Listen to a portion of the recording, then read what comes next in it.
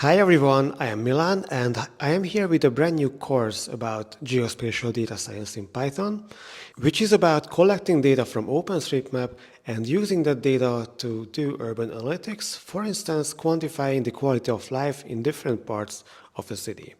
So if you want to learn about how to collect and use OpenStreetMap data and how to analyze data in an urban setting, then make sure to sign up to this course and continue watching. See you there. And a bit more info about the course. So the course covers 5 different chapters. First, we are going to talk about the introductions, the theoretical foundations. We will learn about different types of geospatial data, and we will also get ourselves familiar with OpenStreetMap as a data platform. Then I will teach you how to get on board with Python used for geospatial data science, which is followed by chapter 3, which is going to be about collecting data from OpenStreetMap, which will contain POI data, road network data, and polygon level data as well.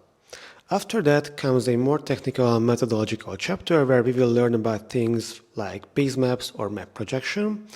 And then finally in chapter 5 we are going to combine these all and derive or build our first unique livability index and compare the districts of one of our selected cities, so that we will be able to capture the most livable and the least livable districts of the city using free OpenStreetMap data.